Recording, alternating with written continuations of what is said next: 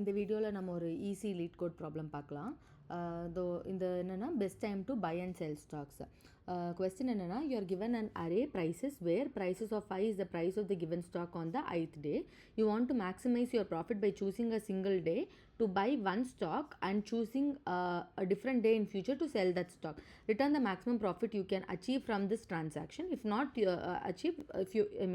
if you cannot achieve any profit, then return 0. So என்ன கொடுத்துருக்காங்கன்னா, நமக்கு வந்துட்டு ஒரு அரே கொடுத்துருக்காங்க, இன்டீஜர் அரே. இந்த அரே வந்துட்டு நம்ம வந்துட்டு ஸ்டாக்ஸாக கன்சிடர் பண்ணிக்கணும். நம்ம வந்துட்டு இந்த சம் ஆஃப் 2 நம்பர்ஸ்லாம் பார்த்தா மாதிரி இது வந்துட்டு டிஃப்ரென்ஸ் ஆஃப் 2 நம்பர்ஸ், ஆனால் ஒன்லி இன் ஒன் டைரக்ஷனல். அதாவது நம்ம பை வந்துட்டு எப்போதுமே செல்லோட இண்டெக்ஸை விட கம்மியாக தான் இருக்கும். ஸோ இது ரெண்டுத்தோட டிஃப்ரென்ஸ் வந்துட்டு எது வந்துட்டு மேக்ஸிமமாக இருக்குங்கிறது தான் நம்ம வந்துட்டு ரிட்டர்ன் பண்ணணும். ஸோ இங்கே வந்துட்டு நம்மளுக்கு 7 ஃபஸ்ட் டே. ஸோ 7 வந்து நம்ம வந்துட்டு பையாகவும் வைக்க முடியாது, செல்லாகவும் வைக்க முடியாது, ஏன்னா இதுதான் வந்துட்டு 0th டே. ஸோ இந்த டேலேருந்து நம்ம பை பண்ணோன்னா மற்ற நாளில் என்னைக்கு செல் பண்ணாலுமே நம்மளுக்கு வந்துட்டு நெகட்டிவில் தான் வரும். ஸோ இதை வந்துட்டு நம்ம கன்சிடரே பண்ண முடியாது. அடுத்து இருக்கிறது 1. ஸோ 1ங்கிறது வந்துட்டு நம்ம இப்போ 1ங்கிறத வந்துட்டு நம்ம பையாக கன்சிடர் பண்ணோன்னா செல் வந்துட்டு நம்மளுக்கு இந்த வேல்யூவில் மட்டும்தான், இந்த ரேஞ்சில் மட்டும்தான் நம்மளுக்கு செல் இருக்கும். ஸோ 1ங்கிறத நம்ம வந்துட்டு பை வச்சோன்னா நெக்ஸ்ட் டேவே நம்ம செல் பண்ணுறோம் அப்படின்னா நமக்கு வந்துட்டு 4 ப்ராஃபிட்டாக இருக்கும். இதே 1 வச்சு அதுக்கு அடுத்த நாள் டே 0 1 1 2 3 4th டே அன்றைக்கி செல் பண்ணோன்னா நம்மளுக்கு 2 ப்ராஃபிட்டாக இருக்கும். இதே 5th டே அன்றைக்கி செல் பண்ணோன்னா 5 ப்ராஃபிட்டாக இருக்கும். 6th டே அன்றைக்கி செல் பண்ணோன்னா நம்மளுக்கு அகைன் 3 ப்ராஃபிட்டாக இருக்கும். இருக்கிறதுலே மேக்ஸிமம் நம்மளுக்கு எங்கே ப்ராஃபிட் வருதுன்னா 6ஓட தான் வருது. எவ்வளோ ப்ராஃபிட்னா 5. அதை தான் வந்துட்டு நம்ம ரிட்டர்ன் பண்ணணும். ஸோ இதுதான் வந்துட்டு நம்ம இந்த இவங்க கொடுத்துருக்க கொஸ்டினில் கண்டுபிடிக்க வேண்டியது. இந்த கொஸ்டினுக்கு வந்துட்டு நிறைய டிஃப்ரெண்ட் அப்ரோச்சஸ் இருக்குது. இந்த வீடியோவில் நம்ம வந்துட்டு fruit force solution, 2 pointer solution and dynamic problem solving, இது 3மே வந்துட்டு நம்ம பார்க்கலாம். ஸோ ப்ரூட் ஃபோர்ஸ் சொல்யூஷன் என்னென்னா, நம்ம வந்துட்டு இந்த அரே வந்துட்டு ஃபஸ்ட்டு ஒரு ஐட்ரேட் பண்ணுவோம். ஃபஸ்ட்டு ஐட்ரேட் பண்ணி வேல்யூ மட்டும் வச்சுப்போம், பை வேல்யூ மட்டும் கண்டுபிடிச்சி வச்சுப்போம். அடுத்து மீதி இருக்கிற எல்லா வேல்யூமே செல்லாக வச்சுக்கிட்டு நம்ம வந்துட்டு எதுக்கு வந்துட்டு நம்மளுக்கு ரிசல்ட் அதிகமாக வருதுன்னு பார்ப்போம். அடுத்த ஐட்ரேஷனில் வந்துட்டு திருப்பி ஐ வேல்யூ வந்துட்டு நம்ம பை வேல்யூ வந்துட்டு நம்ம இன்க்ரீஸ் பண்ணுவோம், 1 இருக்கும். அடுத்து இருக்கிற எல்லா வேல்யூவும் செல் வேல்யூவை கன்சிடர் பண்ணி டிஃப்ரென்ஸ் கண்டுபிடிப்போம். ஸோ இந்த மாதிரி நம்ம கோட் பண்ணோன்னா இன்ட் ரிசல்ட் ஃபஸ்ட்டு எடுத்துக்கலாம். ஸோ ஐட்ரேஷனில் வந்துட்டு int I is equal to 0, I greater than நம்மளோட இந்த array prices dot length I plus plus.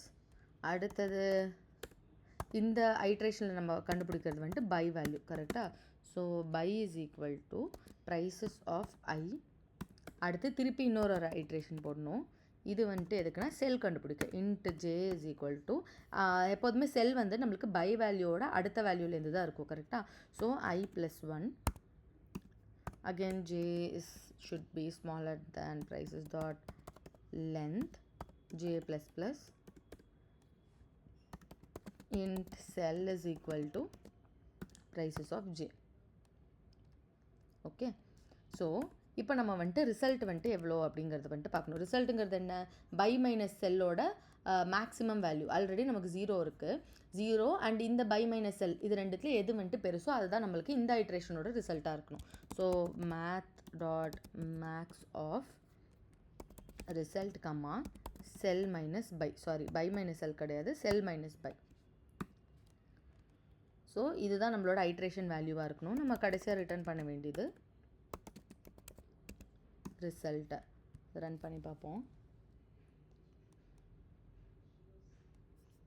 Okay,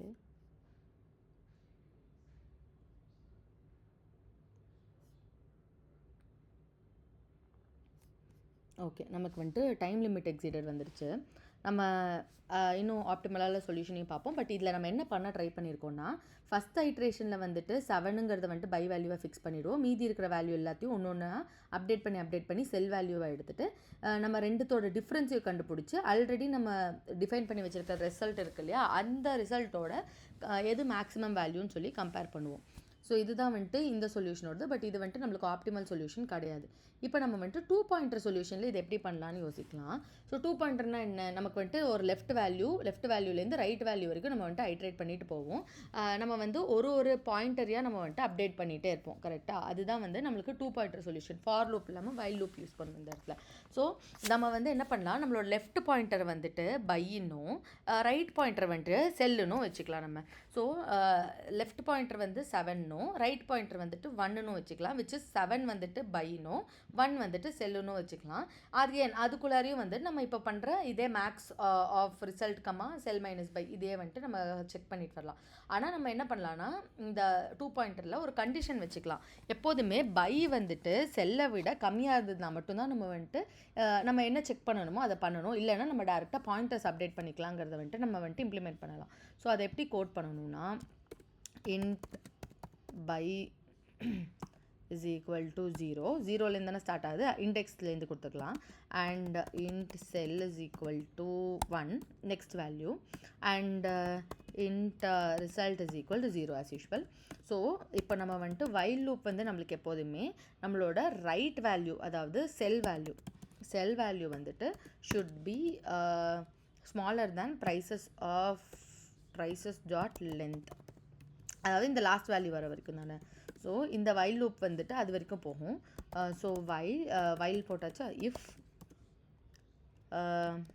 prices of buy is smaller than prices of sell அப்படின்னா மட்டும்தான் நமக்கு வந்துட்டு இந்த நம்ம என்ன கோடு எழுதணுமோ, நம்மளோட லாஜிக் என்னவோ அது வந்துட்டு உள்ளே மட்டும்தான் நமக்கு வந்துட்டு ஃபைண்ட் அவுட் ஆகணும். ஸோ அப்போது இன்கேஸ் இப்போ பை வந்துட்டு செல்லை விட கம்மியாக இருக்குன்னா int profit is equal to price of sell minus price of buy. Okay. And again முன்னாடி எழுதின அதே ஃபார்முலா தான், math dot max of result profit. இப்போது இது வரைக்கும் ஓகே, இது வரைக்கும் நம்ம முன்னாடி போட்ட அதே மெத்தடோட மாதிரி தான். நம்ம இப்போ வந்து என்ன பண்ணணும்னா பாயிண்டர் வந்துட்டு அப்டேட் பண்ணணும். இப்போது நமக்கு வந்து நம்மளோட பை அண்ட் செல் வந்துட்டு பை இஸ் கிரேட்டர் தேன் செல்லாக இருந்ததுன்னா நம்ம பையை வந்துட்டு பையோட வேல்யூ பாயிண்டர் வந்துட்டு நம்ம இன்க்ரீஸ் பண்ணணும். கரெக்டாக? அப்போ நமக்கு என்ன ஆகும்னா buy will be equal to sell and டிஃபால்ட்டாக ஒரு ஐட்ரேஷனுக்கு அப்புறமாவுமே நம்ம வந்துட்டு செல்லை வந்துட்டு இன்க்ரிமெண்ட் பண்ணிகிட்டே தான் இருப்போம். Okay. So and will have to return result.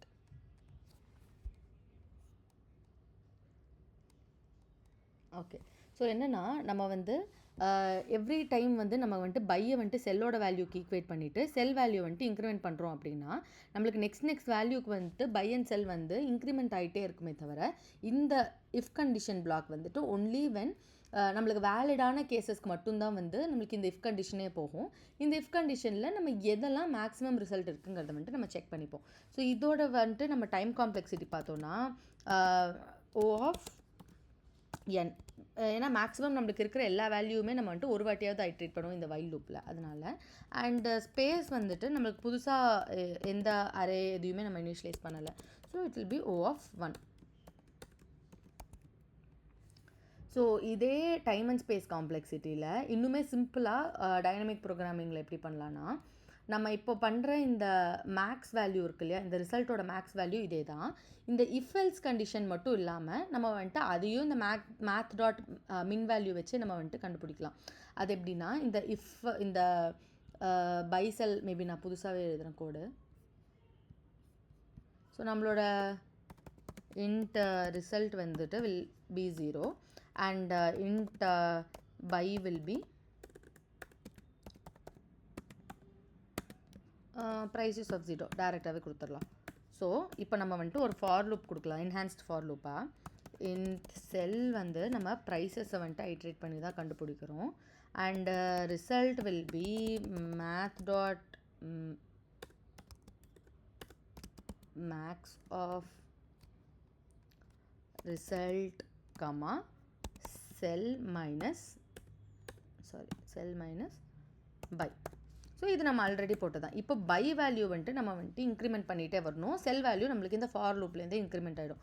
அது எப்படி பண்ணலான்னா by will be equal to math dot min of by comma cell. So நமக்கு வந்து என்னென்னா செல் பை ரெண்டுத்தில் வந்துட்டு நம்மளுக்கு செல் வேல்யூ எப்போதுமே இன்க்ரீஸ் ஆகிட்டே தான் இருக்கும் கரெக்டாக. இந்த பை வேல்யூ விட செல் வேல்யூ எப்போ கம்மியாக போதோ அப்போல்லாம் மட்டும் நம்ம பை வேல்யூவை இன்க்ரிமெண்ட் பண்ணிப்போம். அதுதான் இங்கே பண்ணியிருக்கோம். இதுக்கப்புறமா நம்ம வந்துட்டு ரிட்டர்ன் ஓகே டைப்போ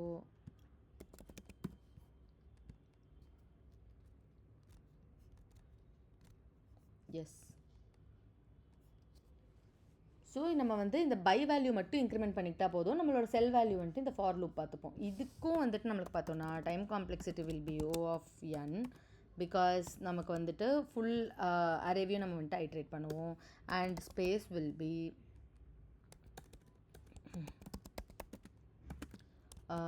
O of 1. ஏன்னா நம்ம புதுசாக எந்த அரேவும் எதுவும் இனிஷியலைஸ் பண்ணலை, வெறும் இன்டீஜர் தான் நம்ம வந்துட்டு ரிட்டர்ன் பண்ணுறோம். தேங்க்ஸ் ஃபார் வாட்சிங்.